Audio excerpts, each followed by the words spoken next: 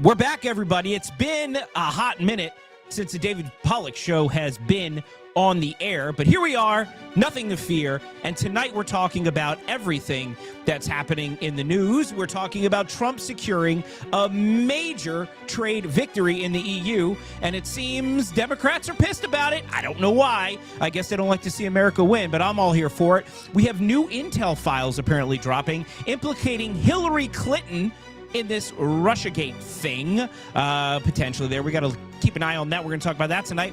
Trump is hitting the links in Scotland. Everybody's mad that he's playing golf. All of that is coming up tonight on The David Pollack Show. Fasten your seatbelts. It's going to be a bumpy night. We don't have to tell you things are bad. Everybody knows things are bad. It's a depression. Everybody's out of work or scared of losing their job. The dollar buys a nickel's worth. Banks are going bust. Shopkeepers keep a gun under the counter. Punks are running wild in the street, and there's nobody anywhere who seems to know what to do, and there's no end to it. We know the air is unfit to breathe. Our food is unfit to eat. We sit watching our TVs while some local newscaster tells us that today we had 15 homicides and 63 violent crimes, as if that's the way it's supposed to be. We know things are bad, worse than bad. They're crazy. It's like everything everywhere is going crazy, so we don't go out anymore. We sit in the house, and slowly the world we're living in is getting smaller, and all we say is, please, at least leave us alone in our living room. Let me have my toaster and my TV and my steel-belted radios, and I won't say anything. Just leave us alone. Well, I'm not going to leave you alone. I want you to get mad. Wait a minute. You ain't heard nothing yet. Wait a minute, I tell you. You ain't heard nothing. I want you to get up now. I want all of you to get up out of your chairs. I want you to get up right now and go to the window, open it, and stick your head out and yell, I'm as bad as hell, and I'm not going to take this anymore! I'm mad as hell and I'm not gonna take it anymore! I'm mad as hell! I'm not going to take it anymore! I'm mad as hell and I'm not gonna take it anymore! I'm mad as hell! I'm mad as hell and I'm not gonna take it anymore! And here we are. We're back. Oh, you can see my phone in this shot. I got to fix it. We are live for the first time in a very long time. We're also live on TikTok here. You see the TikTok phone here. Sorry, TikTok. I got to move you out of my way. This is what happens when you're live. All right, TikTok's gone. So we've been watching a lot of crazy stuff over the last few days. It seemed like news was slow, then news got crazy. Yeah, everybody remembers. We secured the big, beautiful bill, and I was talking about that forever in a day. Very excited about the big, beautiful bill. A lot of big wins for American families. We had the largest tax cuts for the middle class in American history. We had money for border security, the entire wall funded, 100,000 detention beds for people that are running around in our country illegally. Of course, you've seen a lot of these alligator Alcatraz type facilities pop up. A lot of that funded pre and post Big Beautiful Bill. There's a lot of other great stuff that's going to be coming out in this Big Beautiful Bill, funding for rural families, all kinds of good stuff. But when we were celebrating the Big Beautiful Bill, some odd memo drops leaked by Axios of all publication. Not really the place we rely upon, but it turns out there was a real memo saying, okay, whatever, Epstein's done. Odd that Epstein came back into the conversation. And we talked about that for probably 2 weeks in MAGA, divided MAGA severely. A lot of people felt Trump wasn't being transparent. Trump said, enough is enough. I'm not talking about this anymore. It's time to move forward. And since then, we've had a lot of shocking revelations about things that have happened that we all thought were true. Now, everything that happened since, I'm going to call it PE. Well, we'll call it PE and PE, pre-Epstein and post-Epstein, because before Epstein memo drop controversy, you guys might remember all the big wins. I mean, we're talking about 6 months of wins. Trump's only been president 6 months, and in 6 months, win after win after win. Yes, we're still trying to work out the whole Russia-Ukraine thing. But look, we have a ceasefire possibly being worked out between Gaza and Israel. We had the war between Israel and Iran wind down. We have seen just every promise that Trump made, promise is kept. There was a lot of people freaking out about tariffs. They're doing it again. We'll talk about that here in a few minutes. But a lot of people were just surprised with how much Trump was able to do. If you were taking a nap and you woke up, you found that Trump either passed another executive order or did something else that he promised to do, big Supreme Court wins, injunctions. It has been a roller coaster. Now, post-Epstein PE, see, people are still talking about the Epstein files over there on TikTok.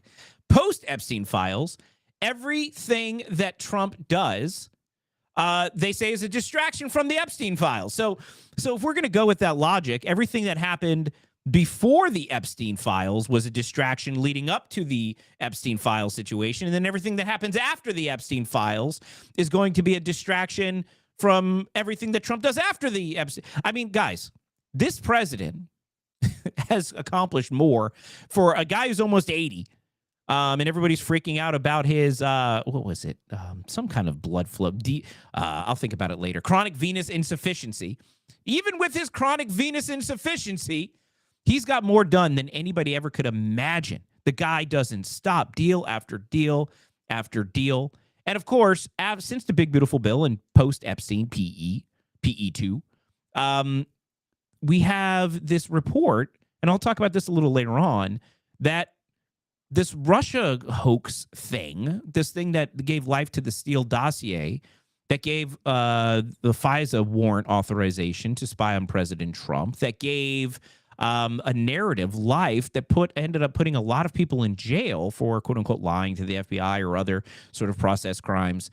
And it was all predicated on what we're starting to find out might have been concocted to hurt President Trump in the wake of the 2016 election. We're going to talk about that in a few minutes. And one of the big revelations lately was that Hillary Clinton might be implicated in this next dump of documents. And I have a clip about it. I'm going to show you about that. But I want to back up a little bit. And by the way, and I'm going to talk about this at the end of the show, there was almost a war between Cambodia and Thailand.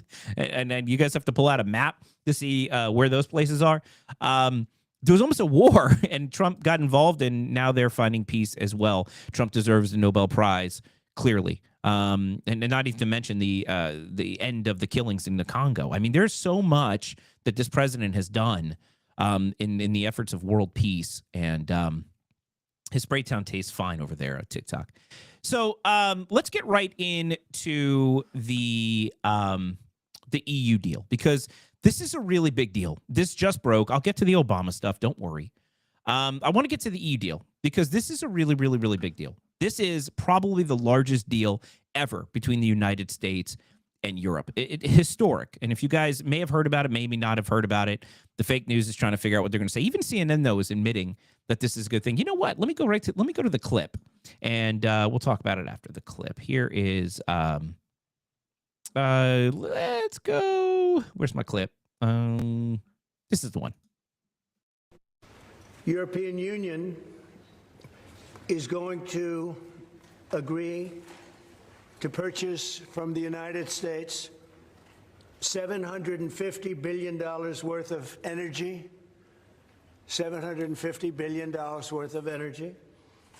They are going to agree to invest into the United States $600 billion more than they're investing already. So they're investing a large amount of money.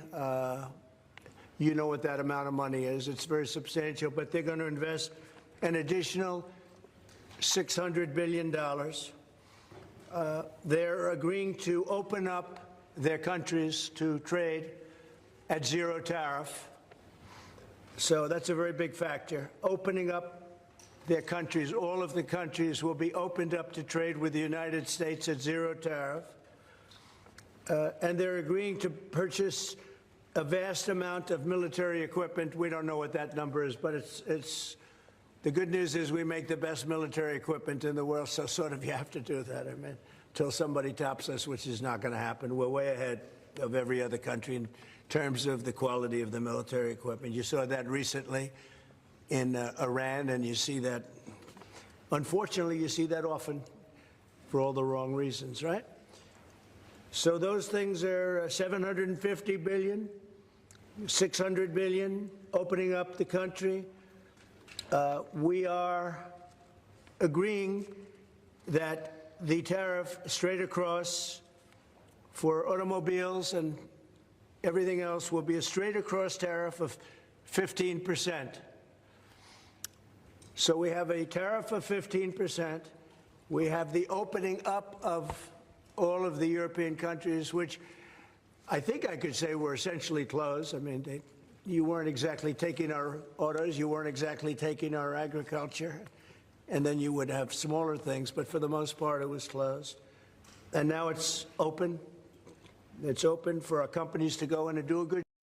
So, look, it was a longer clip than I usually run, but it's important to you to hear all of the details of this deal. The media's upset with this deal, by the way. The media's upset because it's not fair to Europe. I swear to you. People are upset because this deal is not fair to Europe. And let me go into some of this stuff that's in this deal. And Savvy, I'm going to bring you in here in a second, backstage there. Here's some of the things here. Let me go through some of the stuff. The tariffs. We are going to export whatever we want to them. And this is an important point because for the longest time, we paid tariffs when we sent stuff to Europe. We couldn't send them our vehicles. We couldn't send them our stuff. They charged us tariffs. So it was a disincentive for us to send them stuff, right? Now we can send them stuff for free. We're charging them a 15% tariff to send stuff to us. And I know everybody on TikTok is over there and everybody out here in the audience in the comments are saying, oh gosh, that's going to be on the consumer. That's going to cause inflation. That's going to cause price hikes. I'm not sure if you guys have been paying attention over the last 6 months, but there's a lot of fear about how tariffs were going to kill our economy, right? We've brought in over $100 billion in revenue from these tariffs, and our inflation has not gone up. Inflation remains stable. Prices has remained stable. And so tariffs have encouraged countries to renegotiate trade deals. We have trade deals with Japan now being negotiated, trade deals with China being negotiated, trade deals with Canada being negotiated. Now we have this historic trade deal with the EU.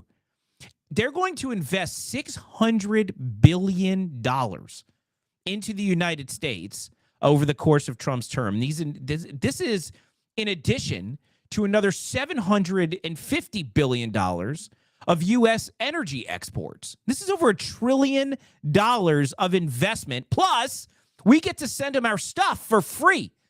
And they have to pay a tariff when they send us stuff. Now, for those of you who are saying this is going to make our energy prices go up, we have energy surpluses in the United States. We have more energy than we need. This is going to be good for U.S. energy companies. It's going to be good for jobs. We're going to be manufacturing more. And by the way, if people don't want to pay tariffs, they can build in the United States like they've been doing. So what this does is it encourages domestic manufacturing boom, and we have seen this. So now we have $1 trillion investment in the United States. They're paying tariffs. And I guess, look, fine. If you're going to buy a BMW, if you're going to buy a Mercedes, if you're going to buy any of these foreign cars that come from Europe, either they're going to be more expensive or the manufacturer is going to have to eat it in order to stay competitive in the market. Market dictates prices, guys. If you have a choice between buying a GM or even a Honda built in the United States or buying a Volkswagen or whatever vehicle built in Europe, they're going to have to be competitive. So they're either going to eat the cost or it's going to be more expensive. Luxury brands might be affected, but for all my people out there who are like, the rich deserve to pay more, well, they will. This doesn't affect normal average people except for the fact that it creates more jobs, more higher paying jobs, creates an environment where we can actually start repaying down this deficit because everyone's so concerned about spending without it costing you more money as a taxpayer. These tariffs are a win. This deal is a huge win for America. Let me go. I wanted to go further into this, but before I do, because I promised, because I didn't know how this show would go, guys, right? I haven't been, UAW loves me. It says on here. We produce a lot of oil here, guys. The United Auto Workers. Yes, they do. The United Auto Workers do love us because when you start manufacturing vehicles in the United States and sell them for cheaper than the foreign counterparts, that's good for America. Somebody actually said earlier, it was really funny. Somebody said, this is going to hurt domestic auto sales. I haven't figured that one out yet. But you guys talk about that in the chat. All right, let me bring in my good friend. You might know her as the real politically savvy. I just call her Savvy Savage, but I want to welcome you, Savvy. Welcome.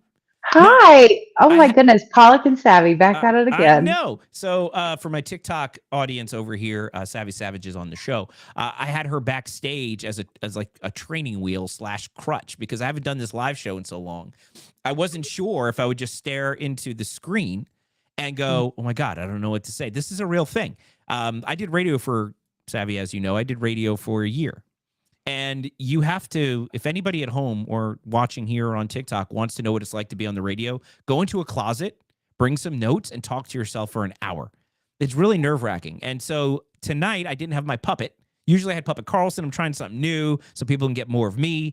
Because, Savvy, as I told you earlier, my audience, I just found out, is the majority of my audience. Are you ready for this, TikTok? Are you ready for this, world? The majority of my audience is I think between 55 and 65-year-old females. That is awesome. Yeah, I love those ladies. I mean, come on.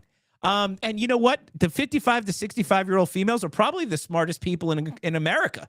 So I have the smartest audience in America. So knowing that, so I'm trying to cater to my audience. And so I wasn't sure if I'd be able to do it, Savvy, but you were backstage. How did I do? You did so well. Right? I am so proud of you. It's like you never left. I know. It's like, it's like riding a bike. Proud of you. It's like riding a bike. So you heard me talk about EU before I start talking about Obama, and then I know some of my panelists are arriving for later. I'm excited about that at the half of the show. But so you heard me talk about EU. What are your thoughts on this historic trade deal, and what's your thoughts about how angry people are that the United States got a better deal than Europe? I mean, for me, it seems crazy that people are upset, but I'm conservative. I, as somebody said over on TikTok, I drink the spray tan. I'm a cult member. I am. Same. Trump can't do anything wrong in my eyes. So what do you think of the people who think that this trade deal is unfair because America got too good of a deal? I will question their whether or not if they're an American citizen or not. Because if this benefits America more than Europe, that means it's good. That's literally the whole point. And tariffs aren't punishment, right? It is leverage, which is wonderful that once again, we actually have a president that is treating them and using them like a businessman, not a bureaucrat. It's just more confirmation that we are winning. This, like I said, not a punishment. And it benefits America. If someone has I feel like President Trump is in a lose-lose. Like one of my followers on X said, at this point, I think President Trump could come up with a cure for cancer and then they would find something wrong with it. Well, why didn't you do this 6 months ago? Why didn't you do this, that, and the other thing? I think a lot of Americans don't understand tariffs, or they are still somewhat programmed by mainstream media, so they really don't understand how it works. For instance, these tariffs are not going to affect me in the least. I am a middle-class person. I will probably never drive a BMW, anything like that, but I wouldn't either. Like, I'm driving Chevy all day, made in the USA, right? So I hope people decide to sit back and be like, all right, let me look into it a little bit further, because it really does benefit the United States all the way around. And I'm proud of him.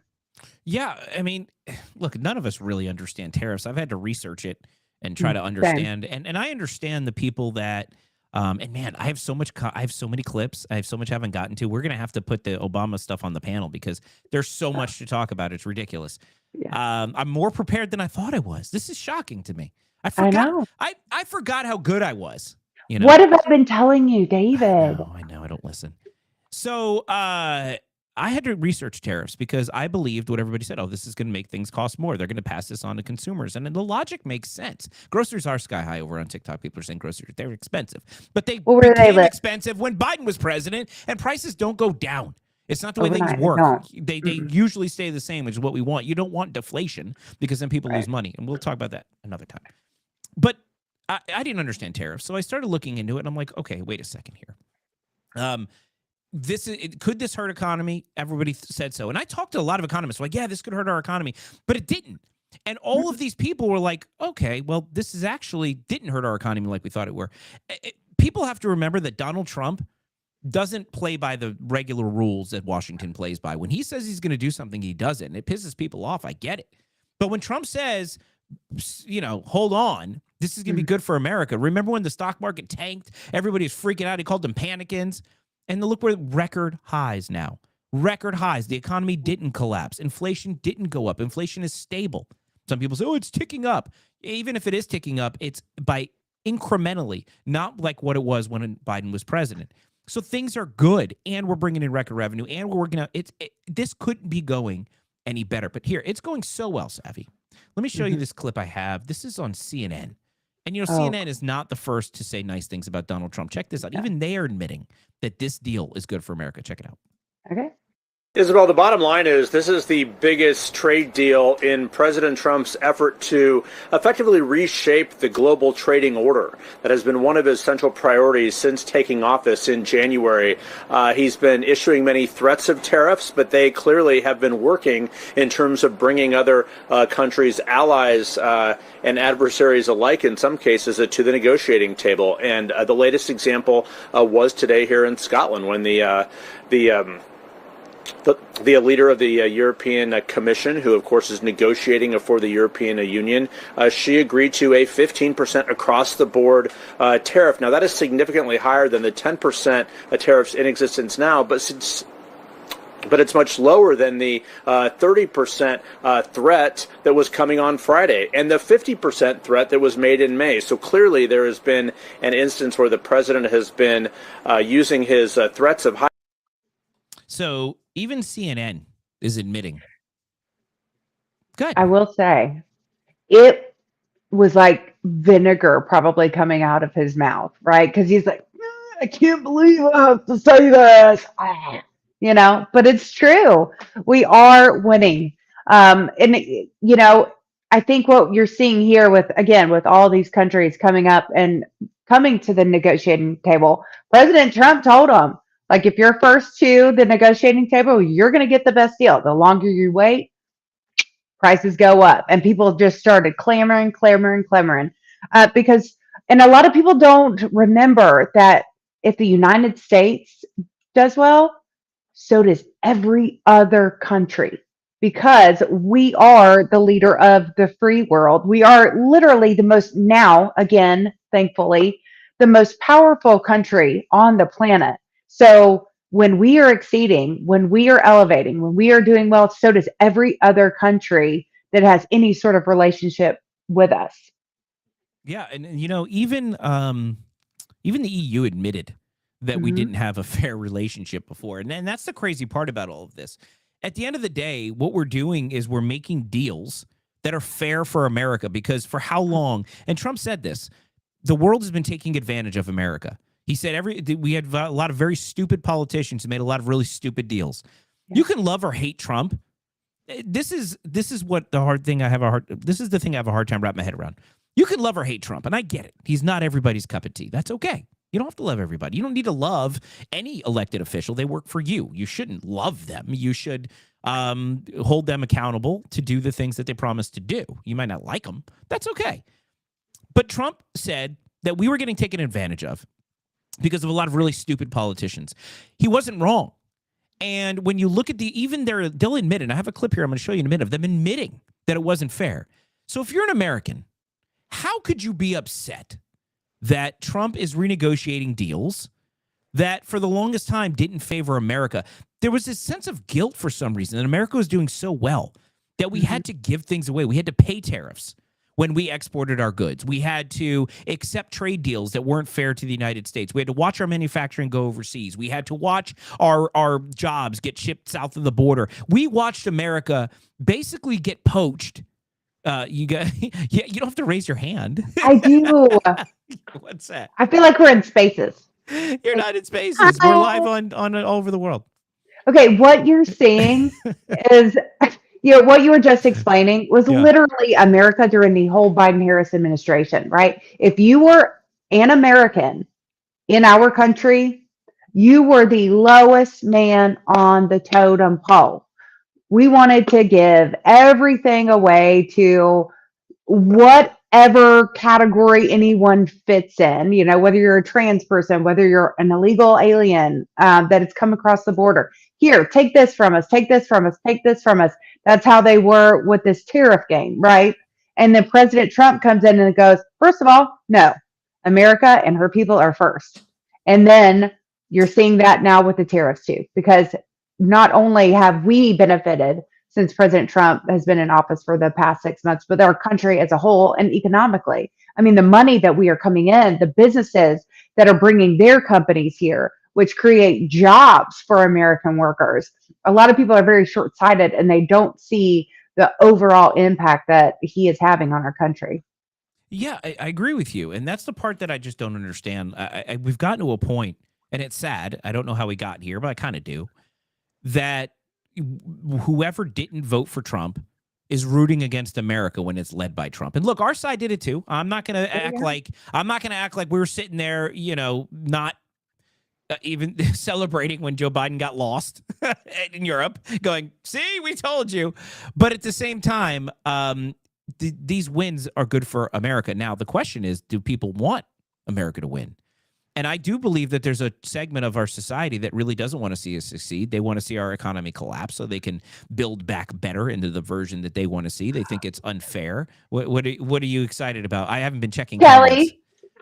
Oh, Kelly's in the chat. Oh, nice. I'll put her comment up. I wasn't even. I'm all over the place, guys. I'm live on TikTok here. I'm here on the show. And I'm trying to watch comments. I'm trying to stay focused. Now you ADD'd me. I hold this. I don't know if anybody can see. My good friend gave me this challenge coin from SOCOM. Hold on. Where's mine? And it's cool. It spins. You guys know what challenge coins are?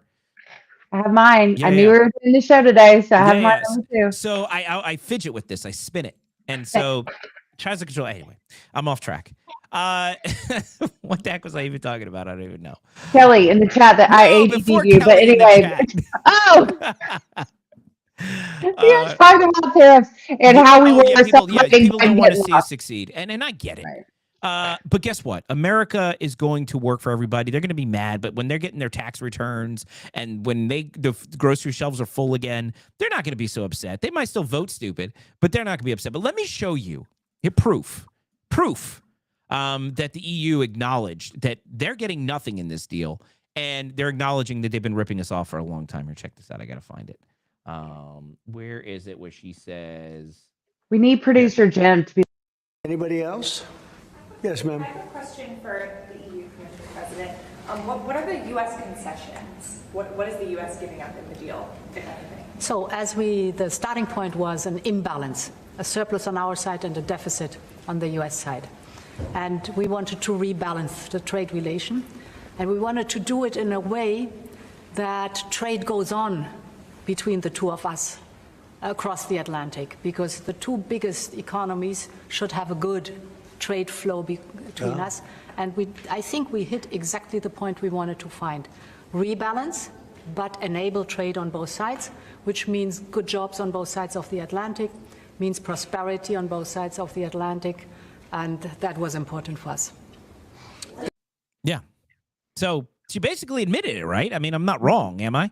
No, not wrong at all. Yeah, she admits it. She's like, yeah, we didn't really need much in this because we were ripping you guys off for so long, and now we're just going to do business together because it's good for all of us.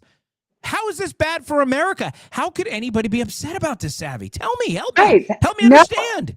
I'm trying and I can't, because when you have the leader of the EU come in and be like, no, dog, we were taking advantage of y'all, but now we want to be equal and, we're sorry, right? Why wouldn't anyone who was previously against these tariffs and, all like with the fake outrage and everything, when their leader is like, nah, this is actually like really good. All right, cool.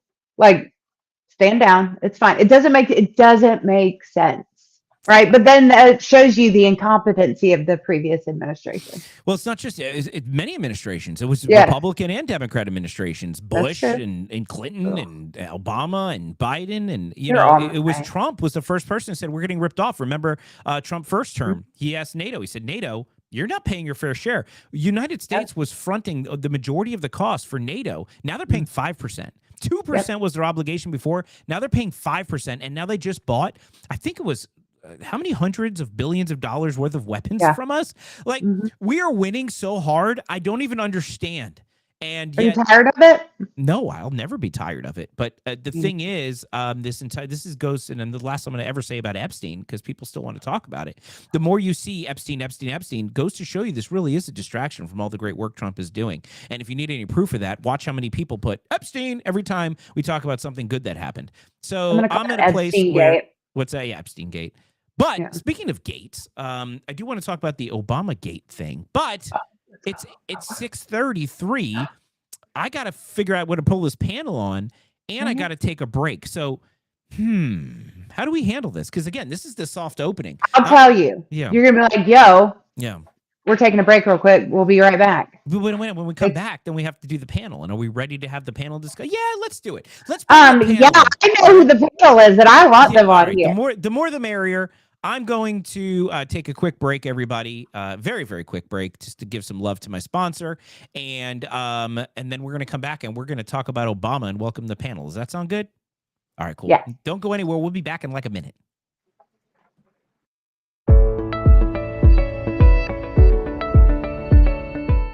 I'm Scotty Cahill, and I'm the founding partner at FinSec Life. FinSec Life is an independent agency that works with a multitude of carriers that brings the best pricing to each client we serve.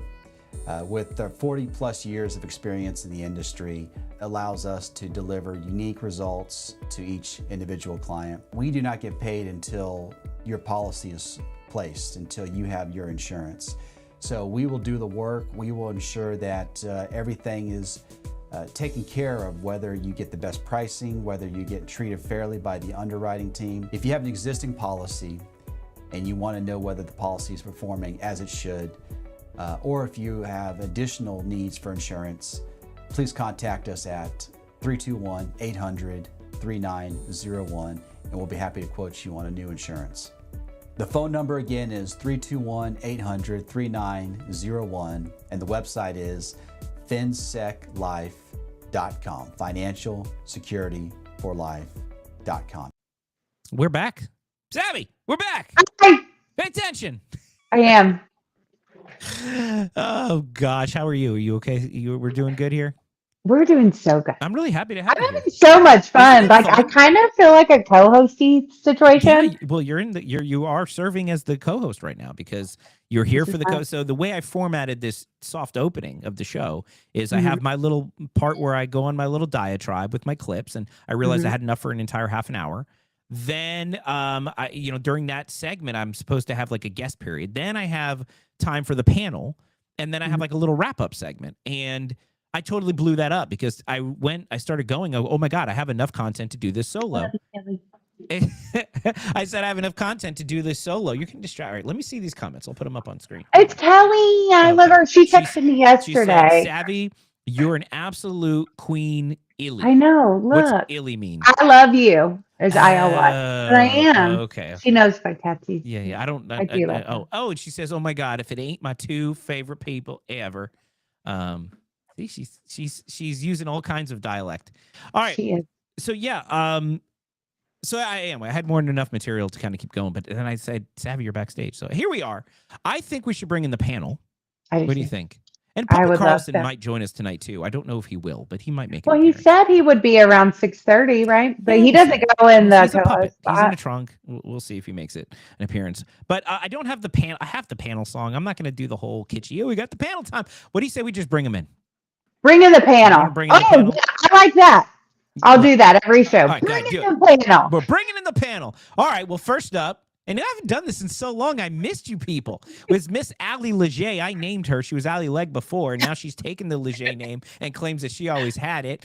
She has a lot of titles. I don't know which one she wants me to use, so we're just going to call her Allie. Welcome. And then, Hi. And Michelle, Allie's co-host on Open Mic Ladies, is here on panel tonight, and I'm excited to have you both. This is like a Patriot.tv collab that we're doing here tonight, because if you guys aren't familiar with Open Mic Ladies, that's I'm not screwing that up, right? Remember the one time I really screwed that up? Yes. Yeah, and I'm not going to ever do that again, because I'm live on TikTok and I don't want to get banned. But Open Mic Ladies is a great show, Monday through Friday, 10 a.m. on Patriot.tv. They talk about a lot of Florida local politics stuff, and they're two beautiful women with a lot of beautiful opinions. They're beautiful.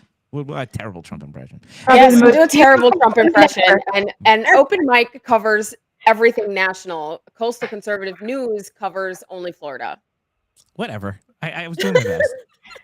Are you sure you're ready to be so outnumbered tonight? This is kind of fun. Listen, I am always outnumbered. This is where I'm comfortable, because the way I see it is, it gives me an opportunity to mansplain 3 women instead of just. And we love that, David. Yeah, everybody loves a good mansplanation, right? Hi, ladies. By the way, I love y'all. Baby, how are you? So I didn't get to cover. I didn't get to cover Obama in the first thing, because I was just plowing through. I was going back to my radio days. I had enough content to just rock it.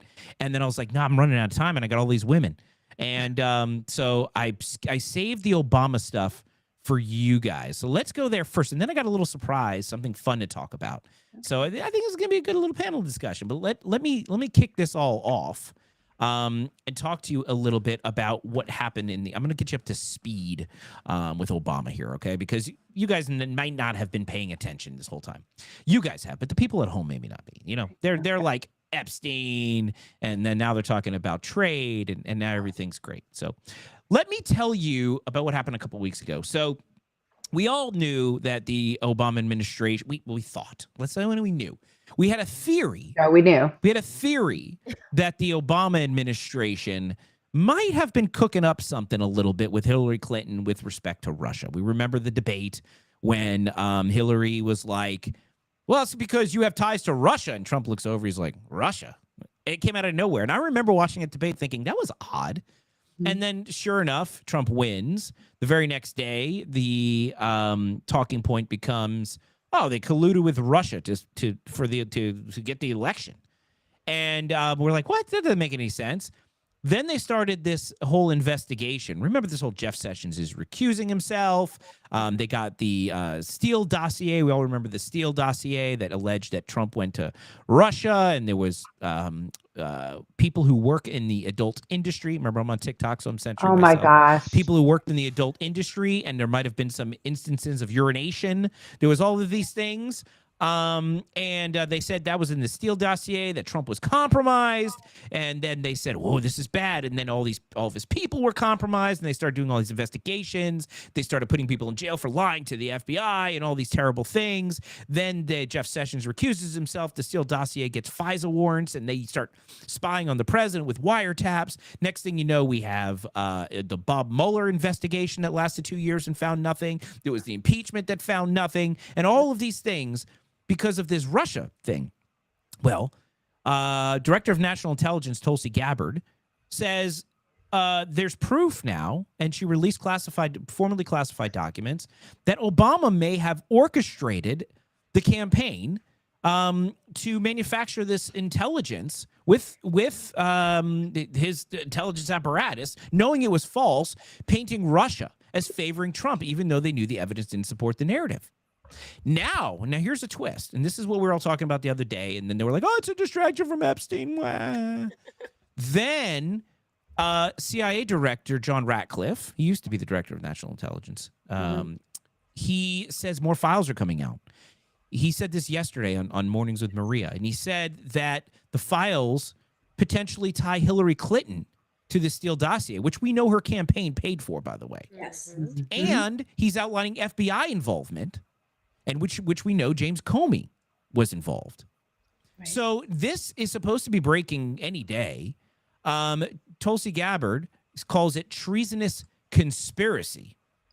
This is Big look, guys, word. yeah, Big treasonous word. conspiracy. For the longest time, we were told we were conspiracy theorists. We were told that Russia was the reason why Trump was president. We were told all these other people were colluding with Russia, and all these bad things were happening because of Russia. And then we find out proof that this whole thing may have been a hoax. Oh, I just got a message from Papa Carlson's coming in. I'm excited. So anyhow, I want to get your take. Now, I have some videos. Actually, let's go to the clips. Right? Let's kick this off with a clip.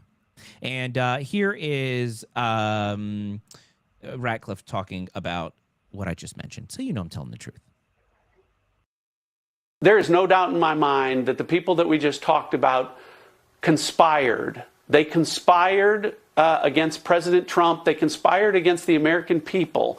And so I'll leave it to Pam Bondi and our Department of Justice, Kash Patel, and our FBI to investigate the conspiracy to do what and what charges that they're capable of bringing. But again, I don't think statute of limitations are going to impact, because in a conspiracy, Maria, the statute of limitation doesn't start to run until the last act in furtherance of that conspiracy. And Maria, part of why this is so important is the people behind this are still furthering the conspiracy. They're refusing to admit or acknowledge what they did in 2016 and what they did in 2020 was wrong. And so, so I think that's why this is so important and why I'm excited about what the American people will see very shortly and what's to continue to come. I'll go to you first, Abby. All right. Well, you know, Obama and Hillary literally had the most protected political campaign in history. But the truth cannot always stay buried. It will not stay buried forever, right? They turn on the light and boom, everything is there. And naming Hillary in the files, you know, we all know this. We have been called crazy for this very thing since 2016. Okay. So this isn't scandal. It's overdue. And justice delayed is still justice. The part that gets my blood flowing is the term. Okay. Treasonous conspiracy. Now, treason is one of the hardest things to convict, right? Because, you know, what we think is treason, the other people honestly, on the other guys, right, the other team, they honestly think that they are doing something to save the country, right? It's their duty, when in fact it isn't. However, I keep hearing treasonous conspiracy, and I'm like, oh wow, like that's top tier. So I'm interested to see what all comes out. But I'm also curious of how the media is going to handle this, because for so long, I mean, that's where we came up with fake news, right? Because they were pushing all of these narratives from Barack, from Hillary, from, Biden, Harris, all of that. That's where all this came from. We're still hearing Russia collusion, right? And I'm curious how the mainstream media is going to handle this. Are they going to walk it back? Are they going to say, oh, well, this is a conspiracy on top of a conspiracy. This isn't true. I'm eager to see how that part plays out, because, you know, this is vindication for so many of us, and we are due. I am sorry. Y'all were right. Yep, we sure are. Now, I have some bad news, though. I don't think treason is something that I don't think so either. we can charge anybody with. And the reason for that is it's a very, very difficult thing to prove. Yeah. You have to show that you were aiding an enemy of the United States while we were at war. And war means that they were carrying arms. Well, so essentially, they waged war on Americans. Michelle or Allie. Who was it? Which one of you was that? Which one of you was that? I'll never you guys tell. Are TV professionals. I'll never don't tell. Have your phone silenced for It a was live my show? dad. Oh, It was my dad. Savvy. And I do. I have it on. Look, I have it on Do Not Disturb. I blame the girls below. I'm sorry, My Michelle. dad rings I'm through. sorry, because it's funny. Both of you guys looked down at your phones immediately when it happened. So I was like, But it was the Masters theme, so it was pleasant. You know what, David? What? I need my cigar back. I called you out. And I was wrong. Fine. I need an apology drink. All right, well, ladies and gentlemen, I would like. That's right. Out with it. Ladies and gentlemen, I have to do it like with all sincerity of a Washington politician. You ready? Oh Lord. That's not very sincere. Oh my God. Ladies and gentlemen, you gotta practice it. You gotta emulate. Who are you emulating right now? Here we go. Tap into your inner. One of the many lying politicians we have in Washington D.C. When they get caught, they all claim they have to go to rehab. Are you ready? That or fake news. My fellow Americans, my constituents, my family, my friends, my church. They always say that. My church. Which one? I have to admit today I've made a grave error, a big mistake, one that has brought shame upon me, my family, my community, all of the people that believed in me. I'm crying. Oh my God. Are you ready?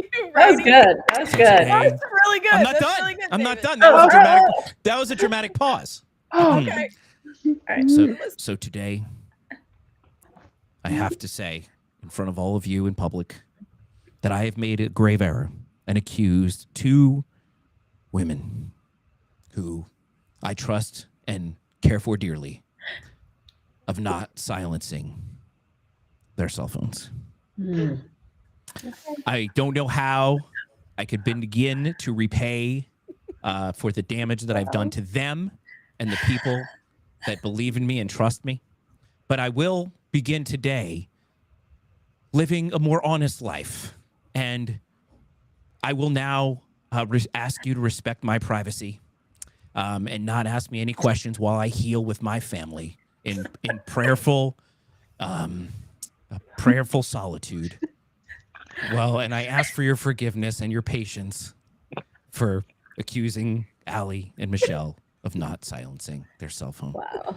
That is all I have for you this evening. My office will handle your questions, but I won't be handling any questions at this time. Thank you. Will you go into spaces to answer questions or no? I was just curious. 100%. I don't know. How was that? How was that for That was good. Was that good? Thank you. Was that good? That was better than any congressman I've ever heard. So that's good. I apologize really well on that one. And so anyway, with that though, I take the shame and I put it upon Savvy. Wow, Savvy. It was my dad. Hi, Dad. I know. Dad. All right, let's get back to business. All right. My goodness. We were talking about, if you guys are just joining, we were talking about Obamagate. Hillary Clinton possibly involved, us being told we were crazy conspiracy theorists, Savvy saying vindication. I said treason's going to be hard to prove, but even if we can't prove treason, I will let you guys know, and I'm going to go over to you, Allie and Michelle, the people who silenced their cell phones effectively, about there could be conspiracy, 18 U.S.C. 371, 18 U.S.C. 1001, false statements, 18 U.S.C. 242, deprivation of rights, FISA abuse. There's a lot of the things that we can go after people for. So this isn't over, but regardless, and a lot of people are already saying nobody's going to go to jail. No, and it's a high bar. You got immunity claims. You're going to have a lot of there's a lot of challenges to actually putting somebody in jail for some of the stuff they did. However, the fact that we are being vindicated, the fact that they're saying yes, this happened, even if somebody doesn't go to jail, what we can do is start at least repairing and making sure this doesn't happen again by calling truth to what we were told for so long was just a conspiracy. So with that, I'll throw it over to you, Allie. What say you? Okay, well, I think, one, I'll be surprised when we actually do hold someone accountable. When government investigates itself, usually it just goes nowhere. Government's job, essentially, is to make sure that it continues to exist. And when you have people that are operating outside of their lane, outside of their constitutional parameters, outside of the will of the people, they become tyrannical. So we already know that, but how do you prove that? It seems as though with this DNI disclosure, we're able to prove that they have operated outside of the consent and the will of the people, which makes them tyrannical. But where does that lead? And there has been question ever since this came out. Is it treason? Is it sedition? And I like the fact that they threw conspiracy on there, because conspiracy allows you to attach so much more teeth to the, I guess, indictment. is if that even comes to fruition. So my fingers are crossed. I'm hoping that actually does happen, but I'm not going to lose sleep over it. Miss Michelle. I am currently losing sleep over it. I'll tell you why. Because we here in Florida have heard about this with being in the now hometown of General Michael Flynn. We have heard about this for a long time. We've seen the effects firsthand. If you don't know what we're talking about, guys, make sure you go to flynnmovie.com because you can kind of get a sneak peek of what's about to unfold, because we literally have been telling you this for the last 4 or 5 years. But what bothers me about this is that we are trying simultaneously to rebuild trust in those that we elect to represent us, right? And if anything short of arrests and I mean perp walks, I don't know how you reinstitute that faith that we have in those that we've elected. I don't know. So I'm with you. I know it's very difficult, but I think we've got to do something to repair our trust in government. Yep. Well, and this is definitely the first step. The question becomes, and this is just a reality of where we are. We went through so much lawfare with respect to Trump. We saw the 4 different, there was multiple indictments, but the 4 different specific cases, criminal cases they brought against Trump, one in Georgia, one in New York. We know how that one went. The 2 federal cases. We saw all of the civil cases brought against Trump. We see all of the nationwide injunctions now the Supreme Court says we can't do anymore. We have seen so much abuse of the institutions that we used to hold to the highest standards. And even the Supreme Court, like the Supreme Court has become just as politicized as anything else. We're in a place where even if we do try to hold people accountable for what happened, will anybody feel confident in the outcome? Because half the country will be, well, half of the voting country, because I can't, the people who don't vote, I don't know what they think because they don't tell us. But half of the people who vote are going to go, this is great. It's about time somebody's held accountable. And the other half is going to say, Trump is a dictator. Look at him locking up people. And no matter what, the narrative is going to be spun, whether it's through the mainstream media or social media, and the public will be at each other's throats. And so rather than us going, okay, how did this happen? Let's make sure it doesn't happen again so we can protect this republic. I think it'll just tear this country apart more. So how do we go and deliver justice for what really was probably some of the worst abuses of power we've seen, to also avoiding further tearing the country apart? Can we even avoid it? Can we even avoid it? I think, and I kind of want to take this one. I'm sorry, Savvy and Michelle. No, go ahead. For me, I feel like you're absolutely right. Whether we do something about it or nothing happens, it's going to tear the country apart either way. The only way, I think, that to answer your question, I think the only way that we can get around that is with more transparency, making all of the documents easily to understand. Somebody's able to break it down. You're able to read it for yourself. You're able to share that with your friends. You're able to have that conversation at the kitchen table, at a restaurant, at the movies, at wherever it is, wherever you're having groups with each other, like friends, right? Family. Have these conversations about this, because people need to be aware of what took place. And that's the only way that I think we're going to curtail some of this backlash that we're seeing from the people that don't understand what's really going on. Go ahead, Michelle. If I could just add to that too, when you see the evidence that's coming forward, I mean, these are the highest of the high-ranking officials in the intelligence community. For them to report in these documents, as Tulsi Gabbard has exposed, that they're not credible sources. It's very clear that these are the best people saying that, and then for them to go and spoon feed it to the media and do that. What is that Pelosi calls it? She literally came out and said, this is what we do. We make up a narrative, we feed it to the media, and we let them run with it. And then we say, see, they reported on it, so it must be real. Flynn was just on a network this morning talking about the same thing. If we don't hold people accountable, we just told millions of people who crossed our southern border illegally that they got to go back. And why? Because we're a country of laws. Yeah. If we're not a country of laws from the top down, are we a country of laws? And I think that's why we got to do something. That's an excellent point. I have to pivot from this point because we got 4 minutes left in the show, but we have a special guest who just popped in.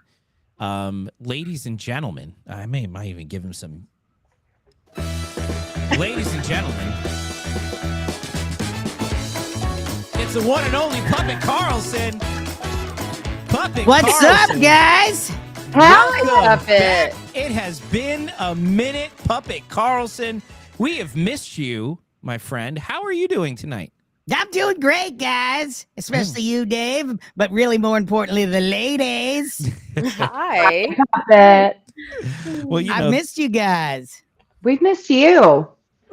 Puppet, it's been a minute since we've done this. Oh my gosh. It's been a minute since we've done this. Like, it's like we've been shape-shifting, but I feel like we're starting to get back into the swing area of where the show is supposed to be. With me, a Puppet, and three beautiful women. I feel like this is the way it was supposed to be. Nailed it. Yeah. I think this is what feels right.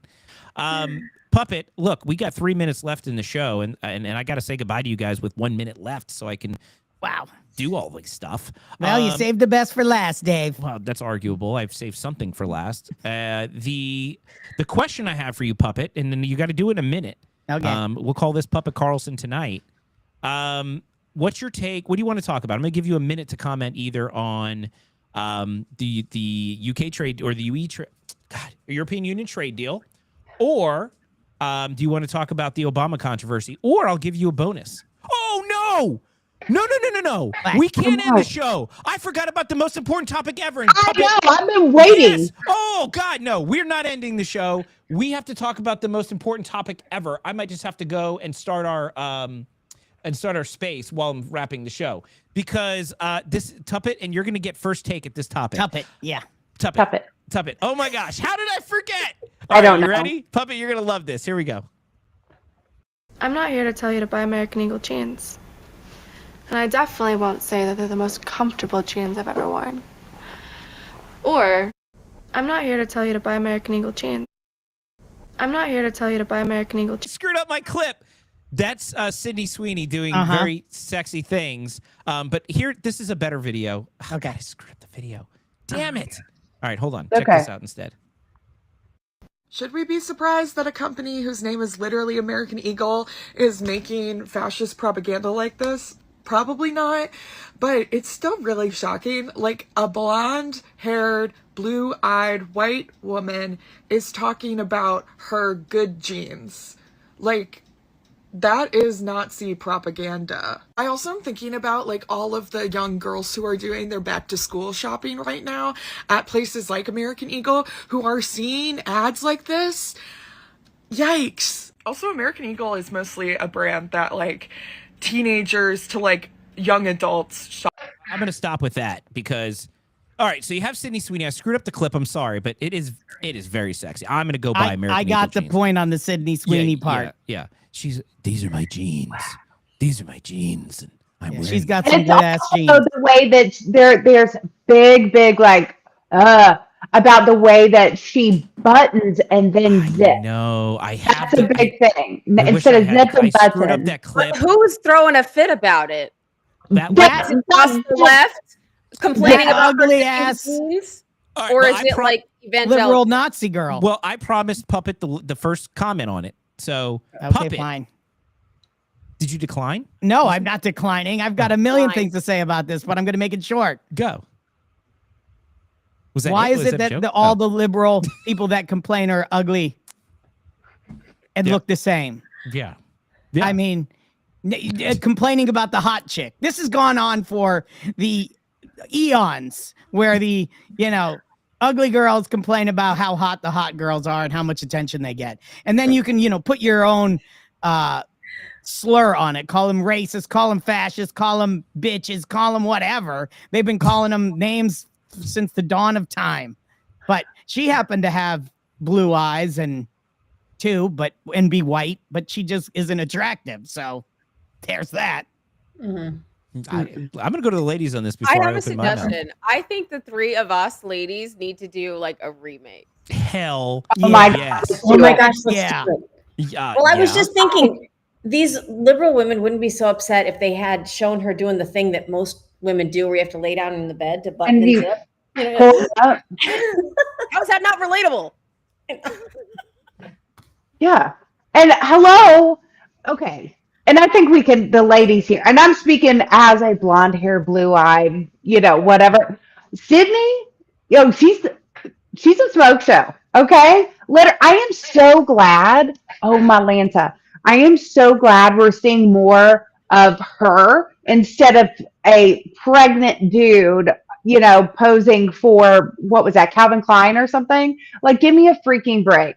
Like, get the pretty people. That's what sells magazines. That's what sells clothes. And I can tell you, I have a 13-year-old daughter, and she'd be like, yo, take me to American Eagle, give me them jeans. All right, let's go. I wear American Eagle jeans. It is not a Nazi company. I am not a Nazi. Like, get over. We are doing a remake, ladies. Okay. If you can make zipping up jeans look that good, God bless you. Have you seen What do you guys think? Not so hot, right? No. Oh, I don't know, man. For puppets would really enjoyed that. Look, we are 2 minutes out of time. My idiot dog is barking because it wants dinner, and I got to jump on this Twitter X space. And I think Allie and Savvy, you're going to be there too. Hopefully, Michelle and Puppet, you join us. This was a fun, soft opening of the show. I think we got it down pretty good. I'm going to say goodnight to everybody. Michelle, Allie, Savvy, Puppet. Thank you guys so much for being here. We're going to do this again. We got the big re-grand opening of the David Pollack Show coming up in a couple of weeks here. So stay tuned for all the information on that. But I think we got a formula down. I really had a great time with this show. I wish we could talk about Sydney Sweeney a little bit more. I forgot to talk about the UK online. I forgot to talk about the UK Online Safety Act too. The censorship bill law in Europe. God, so much going on. So we'll talk about it all in a couple of weeks. Stay tuned, guys. This is a show that's coming back on Patriot.tv here in just a couple of weeks, and we're excited for our big relaunch with everybody you see here will be involved in the show. And that's all I got. Any closing remarks, people, knowing that we have no time left? Yep, Trump 2028. Thanks for joining, everybody. Good night.